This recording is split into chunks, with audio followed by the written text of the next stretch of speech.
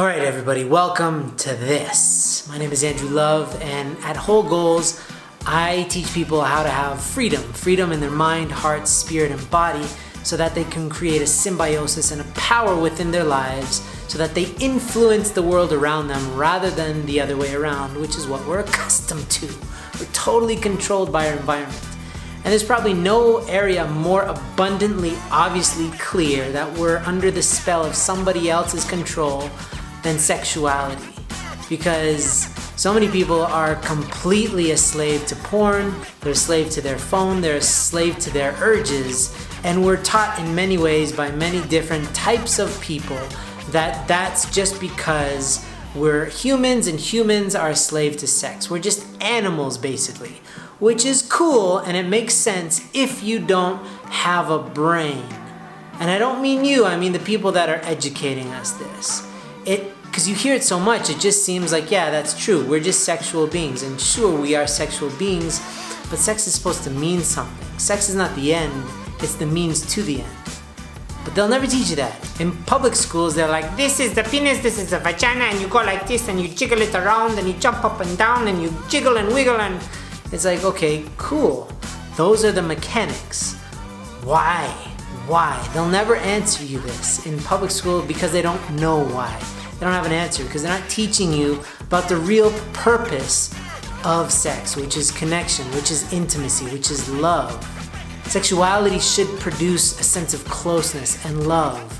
And if not, it's going to create distance between you and the other person, distance between yourself and your hopes and your dreams. And little by little, you end up chasing this oasis, this magical dragon that doesn't actually exist.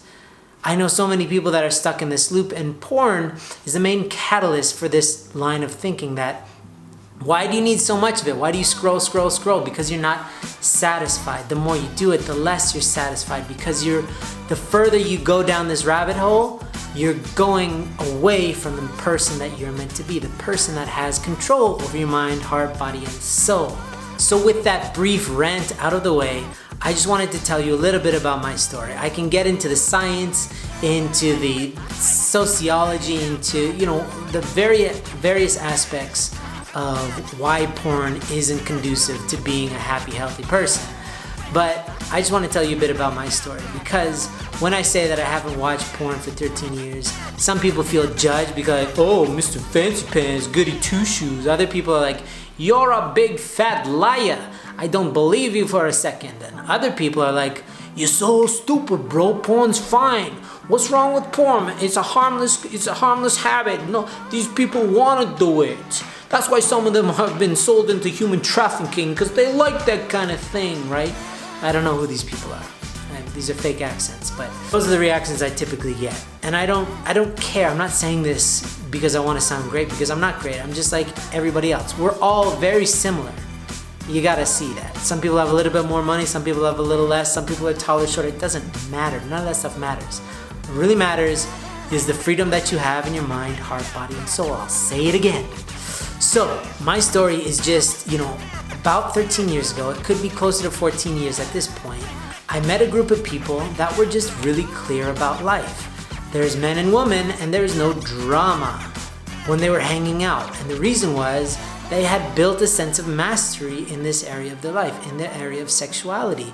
They decided that they wanted to be really happy, healthy individuals, form happy, healthy relationships, and subsequent children, thus a family, so that they can really impact their community, both locally, regionally, and beyond if they felt so inclined. You cannot do that if you have this area of your life that's out of control. If you're like a really, great person at a sport, but you can't control your sex, you're a liability. You're going to eventually get yourself into trouble, whether it's just divorce, which is extremely painful, or worse, you'll get caught up in a scandal, like name an athlete that has been caught up in a scandal. There's a billion of them. Or a politician, or any famous person, or not famous person, okay? So here's the secret of how I was able to accomplish. If you don't have something to run towards, some goal to strive for, some person that you want to become, then you'll always end up going back to the person that you were. I know so many people, I've been helping people break free from porn for a long time, The ones who break free the fastest and who stay free from porn the longest are those who know clearly the person that they want to be, and they allocate their resources, their mental, emotional, spiritual, physical resources to building themselves into that person, okay? But if you have only like a vague sense of the fact that you don't want to watch porn, but you don't know what you want, you're most likely always going to end up back on porn, because it's serving you in some way. It's giving you this sense of connection, this sense of belonging, at least for a short period of time. Then of course it leaves you feeling empty and alone afterwards, but it's alluring because you don't have a focus, you don't know where you're going. So that's the first thing, is creating a vision for the type of person you want to be. That's what I did. Is I started hanging around really happy people who were drama free, who were in healthy relationships with their spouse, with their kids. I was like, I want that. And so I started to emulate them, do what they were doing. When do you guys get up? What do you do with your time? If you're not wasting it on porn, what are you doing at night? It's like, are you on the internet? A lot of them weren't. They were actually talking to people. So I started, emulating their success in my life. The second thing I did was understand, well, what's the allure of porn anyway? What is it giving me? For me, I would always go to porn when I was feeling lonely, when I was feeling insignificant, when I felt powerless, because when you go online and you sift through all these, sexual slaves for you that are there for your gratification, this harem of digital women or whatever you're into, you can control that. You can control what you see, when you see it, how long you see it, how many times you see it, and that gives you some sense of power. Even though it's false, even though those people aren't consenting of you, they don't care about you, it gives you this brief illusion of control. And again, that goes away. The whole illusion disappears the moment that you're done with that experience. So I was looking, well, what's a healthier way to kind of deal with that kind of sense of loneliness or powerlessness? I learned to pray. I learned how to meditate. I learned how to talk to people. I learned how to kind of say, I'm feeling kind of lonely right now, to myself and to other people. And then I'd figure out what to do with that energy and how to flip it around into something productive. Okay? To go to porn, which is like a brutal, it's like it allures, come, and once you're there, it's like, I got you. And then after you feel like, oh man, why the hell did I just waste all that time and energy doing that? It's because you got tricked, you got duped.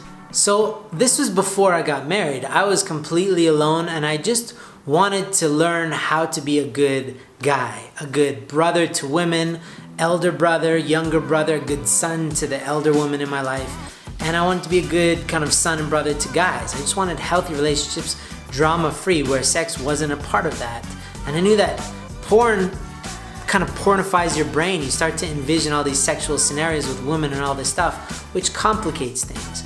So I just kind of stripped that down, mind the pun, and I just made my thinking simple, I made my actions simple by eliminating porn. Then when I got married, of course I started, getting back into sex and all this, but it was so much more meaningful because I wasn't comparing my wife to other people. We were formulating something pure between she and myself, something original that hadn't existed because we've never been together. And it wasn't being influenced by outside parties. We were creating something unique where I was learning how to love her. She was learning how to love me physically, substantially, and sex was just one vehicle to help facilitate the closeness that we had. So porn ruins so many relationships because you're putting other people into your relationship where they have no business being. It's just you and this other person creating something completely new and unique. So you can't compare yourself to other people. It doesn't help. It doesn't do anything good for you. So throughout that, even during our tough times, the fact that I did this work before I got married helped me to get through tough times. If we were fighting, I wouldn't run away from my wife and go to porn. I would stick around and we'd work things out. And since then we've had 3 kids and now they've all been sons.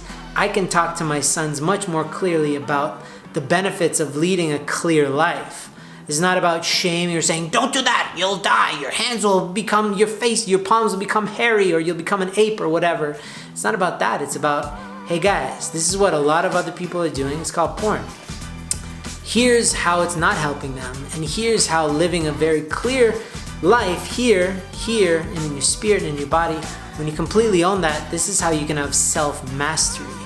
So cool, because I'm coming from the foundation of reality. I've made this real in my life, and so I can speak to them from a place of authority. So in these 13 years, there's kind of been ups and downs, but it really is not as complicated as you might think. All right, I'm gonna leave it here for now. There's a lot more that I can say. I'll make other videos about this, but I just want to give you a general outline of how this happened. That's what I did. I hope it was helpful. If you liked it, press like, press subscribe, press whatever you want. And let me know if you want more of these videos with more detailed explanation so that you can find yourself on the other end of 13 years free and clear of porn.